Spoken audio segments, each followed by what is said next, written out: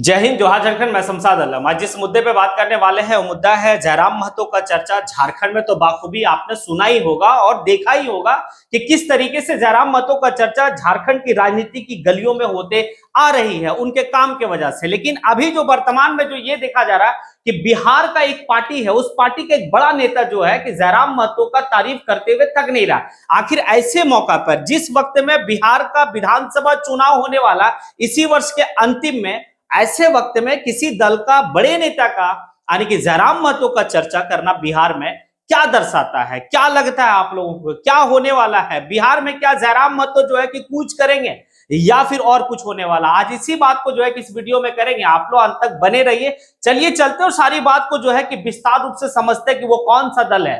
पता होगा कि प्रशांत किशोर ने एक जो है कि जन स्वराज के नाम से एक जो पार्टी बनाया है। वो पार्टी का एक नेता है जो बेतिया का रहने वाला, बिहार का एक जिला है बेतिया, वहां का रहने वाला है, जिसका नाम है सिकंदर। वो इस बात को कहता है कि जयराम महतो का काम बोल रहा है और अगर जयराम महतो का जैसा अगर हमारे बिहार में भी अगर कुछ नेता बन जाएंगे, वो ये भी कह रहे हैं कि जिस तरीके से 81 में एक तरफ जो है कि जयराम महतो, 80 एक तरफ, उसी तरीके से अगर उसी मिजाज वाले अगर बिहार में हमारे दल से, जनसुराज के दल से अगर कोई जीतता है तो ये तय है कि बिहार में परिवर्तन की लहर होगी। ये बात तो जो है कि प्रशांत किशोर की पार्टी जनसुराज का एक बड़ा नेता कह रहा। अब लेकिन एक बात है, क्या आप लोगों को लगता है कि जयराम महतो जो है कि बिहार का विधानसभा चुनाव लड़ेंगे जनसुराज के साथ गठबंधन करके? तो दो अब थोड़ा सा और इसको विस्तार रूप से समझते हैं। देखिए, जयराम महतो का चर्चा सिर्फ बिहार में नहीं है, बंगाल में भी है, उड़ीसा में भी है, आपका जो है कि छत्तीसगढ़ में भी है, साथ ही साथ उत्तर प्रदेश में भी। यानी कि हम एक कह सकते हैं कि पूरे हिंदुस्तान में जयराम महतो का चर्चा हो रहा है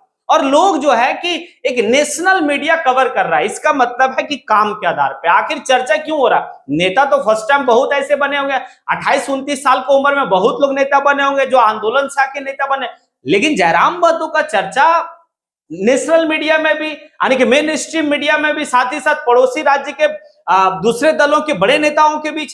आखिर एक बात बता रहा है कि जयराम महतो का काम करने का तरीका, फर्स्ट टाइम वो सदन गए, फर्स्ट टाइम सदन में जाने के बाद जिस तरीके से अपनी बात को बारीक बारीक तरीके से रख रहे हैं, इस बात से तो ये कहा जा सकता है कि जयराम महतो का बात इसलिए जो है कि दूसरे दलों के लोग सुन रहे हैं कि आखिर जयराम महतो कौन सा मुद्दा सदन में उठा रहा है। इस बजट सत्र का अगर आप देखेंगे, झारखंड विधानसभा एक यूट्यूब चैनल है, उस चैनल की जो है कि ग्राफ थोड़ी सी बढ़ी है। लोग पहले जो है कि सदन की कार्रवाई को बड़ा हल्का में लेते थे, लोग जानते नहीं थे, लोग सुनते नहीं थे, लेकिन जयराम महतो के वजह से हम कह सकते हैं कि लोग में थोड़ी सी जागरूकता आई है और सदन की कार्रवाई को देख रहे हैं। अब यहां पर एक बात है कि प्रशांत किशोर और जयराम महतो, ये दोनों में सिमिलैरिटी क्या है और दोनों में डिफरेंट क्या है, इसके बारे में थोड़ा सा समझेंगे। तो प्रशांत किशोर भी एक ऐसा है कि उसके कोई भी फैमिली बैकग्राउंड से जो है कि राजनीति में नहीं, लेकिन प्रशांत किशोर पैसा वाला, ये बात तो मानना पड़ेगा। लेकिन जयराम महतो एक गरीब घर से उठकर जो है कि यहां तक पहुंचना, साथ ही साथ अगर प्रशांत किशोर की बात करें तो प्रशांत किशोर अपने जीवन में बहुत पैसा कमाया है। अब और उसके बाद एक पढ़ा लिखा यानी कि एक मतलब पढ़ा लिखा इंसान, उसी तरीके से जयराम महतो भी जो है कि पढ़ा लिखा इंसान, पीएचडी किया हुआ इंसान और सारी चीज को बारीकी तरीके से जानता है। अब प्रशांत किशोर की और एक बात करें तो वो जो है कि पॉलिटिकल स्ट्रेटेजी को तैयार करते दूसरे दलों के लिए। आप ऐसा सुने हो कि 2014 में जब मोदी सरकार की गवर्नमेंट जब बनी थी, उस समय जो बीजेपी का स्ट्रेटेजी को तैयार किए थे कि कैसे चुनाव लड़ना है, किस तरीके से कैंपेन करना है, किस तरीके से क्या करना, वो सारी बात प्रशांत किशोर का था। और 14 में मोदी जी जो है कि सरकार बना, उसमें जो है कि स्ट्रेटेजी तैयार करने में प्रशांत किशोर की हाथ थी। दूसरा जो है कि ममता बनर्जी का आप देखेंगे, ममता बनर्जी भी जो है कि अपने विधानसभा, बंगाल के विधानसभा चुनाव में प्रशांत किशोर को बुलाकर स्ट्रेटेजी तैयार की थी, वहां भी वो जीती। उसके बाद दिल्ली में जो है कि इसी तरीके से अरविंद केजरीवाल को जो है कि स्ट्रेटेजी दिया कि कैसे जो है कि आप सरकार चलाएंगे, कैसे जो है कि आप चुनाव लड़ेंगे जो आप जीतेंगे। और साथ ही साथ जो सबसे महत्वपूर्ण जो स्ट्रेटेजी वो तैयार किए थे वो ये कि नीतीश कुमार और लालू प्रसाद यादव को, आरजेडी और जदयू को एक साथ मिला के बैठा दिए और एक साथ मिला के बैठाकर और वहां पर जो है कि सरकार बना दी, बीजेपी को विपक्ष में लाके खड़ा कर दिया। हालांकि बाद में जो है कि नीतीश कुमार पलटी मार के फिर उधर चला गया, लेकिन वो स्ट्रेटेजी जो तैयार किया था उसका नाम था प्रशांत किशोर। तो देखिए एक बात तो तय है कि प्रशांत किशोर स्ट्रेटेजी बनाकर एमएलए और एमपी तो बनाए हैं, लेकिन अपने कभी चुनाव नहीं लड़ा है, ये बात तो तय है। लेकिन यहाँ जयराम की अगर बात करेंगे तो ये स्ट्रेटेजी नहीं बनाई, ये स्ट्रेटेजी अपने झारखंड के झारखंडियत के लिए, अपने दल के लिए, अपने लोगों के लिए वो बनाए और चुनाव लड़े। पहले तो अब लोकसभा का चुनाव लड़े, यानी कि एमपी का चुनाव लड़े। एमपी का चुनाव जो है कि किस तरीके से झारखंड में जयराम महतो का बोलबाला रहा, ये बात आप लोगों को पता। उसके बाद जब विधानसभा में जब वो आए और विधानसभा, झारखंड के विधानसभा में जयराम महतो जब चुनाव लड़ा, एक सीट निकाला, हालांकि सीट तो एक ही निकला, लेकिन चर्चा जो है काफी ज्यादा जो है कि झारखंड में रहा, और झारखंड के साथ साथ बिहार के गलियों में भी और बंगाल के गलियों में भी जो है कि चर्चा एक हमेशा होते रहता है कि एक लड़का है जो महज 28-29 साल का है, काफी एक्टिव होकर पॉलिटिक्स कर रहा, काफी एग्रेसिव मूड में पॉलिटिक्स कर रहा। लोग थोड़ा सा उनका एग्रेशन को जो है कि एक्सेप्ट नहीं कर रहे, लेकिन कहीं ना कहीं उनका एग्रेशन भी सही है। जिस तरह से अधिकारियों का, जिस तरह से रवैया है, बोलबाला है अधिकारियों का, उनका एग्रेशन भी है। इसी तरीके से बिहार के भी कुछ लोग, यहां तक कि बिहार के भी कुछ लोग जयराम को फोन करके इस बात को कहते हैं कि आपसे उम्मीद है और जो है कि हम, अगर आप इस अधिकारी को फोन कर देंगे तो मेरा काम हो जाएगा। हालांकि जयराम महतो इस बात को कह रहे हैं कि मैं आपका बिहार का विधायक नहीं, झारखंड का विधायक हूं, और क्या आपको लगता है कि मेरे फोन करने से आपके बिहार के कोई अधिकारी बात सुनेंगे? तो उनका कहना हाँ हाँ सुनेंगे। तो कहीं ना कहीं ट्रेंडिंग वाली बात है।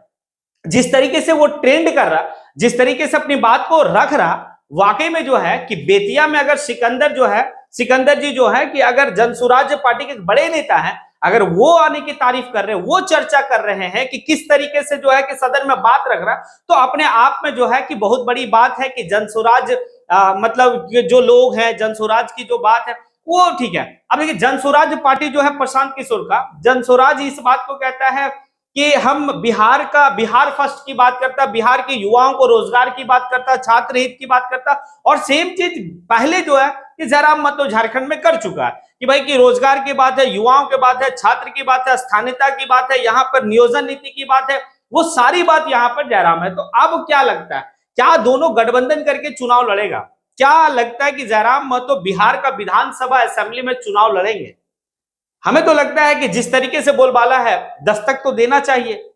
आप लोगों को क्या लगता है? वो अपना आप राय देंगे, अपना कमेंट में बताएंगे कि भाई कि हाँ जाना चाहिए या नहीं जाना चाहिए। इसके बाद बंगाल का भी चुनाव होने वाला है 26 का फर्स्ट में ही। तो बंगाल तो एक दो जो है कि मतलब विधानसभा जहां काफी ज्यादा पॉपुलैरिटी है जयराम महतो का। अब कुछ सवाल जो है कि कुछ मीडिया वाले जयराम महतो से किए थे कि आप भी कुर्मी से हैं और नीतीश कुमार भी जो है कि कुर्मी से, आप ही के समाज से, क्या बोला? नहीं नहीं, वो तो स्पष्ट इस बात को कह रहा। लेकिन जनस्वराज पार्टी का बड़ा नेता इस तरह की बात करना, क्योंकि दोनों नए हैं, जयराम महतो हालांकि एक सीट निकाला, लेकिन जनस्वराज की स्ट्रेटेजी बहुत तगड़ी है। तो प्रशांत किशोर और जयराम महतो अगर दोनों एक साथ मिलके बिहार में लड़ते हैं तो कुछ बेहतर हो सकता है बिहार में युवाओं के लिए और वहां के मतलब नागरिकों के लिए, वहां के मतदाताओं के लिए। अब यही जो है स्ट्रेटेजी अगर ये दोनों मिलके 29 में आने वाला जो है कि झारखंड का जो विधानसभा का चुनाव होगा, अगर प्रशांत किशोर की स्ट्रेटेजी और जयराम महतो का मेहनत अगर इसी झारखंड में कार्य करता है और बेहतर तरीके से कार्य होता है, तो हमें लगता है कि आने वाले वक्त में एक बेहतर विकल्प के रूप में जो है कि लोग यहां पर उसे देखेंगे।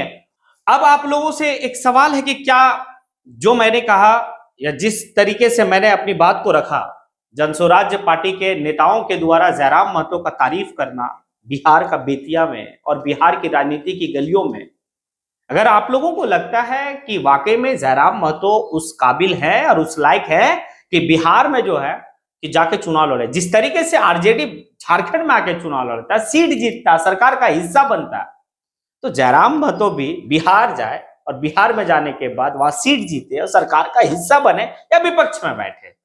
अगर आप लोगों को ऐसा लगता है तो फिर आप कमेंट बॉक्स में आके कमेंट जरूर करें। इसी के साथ मैं अपनी बात को यहीं पे समेटता हूं। जय हिंद।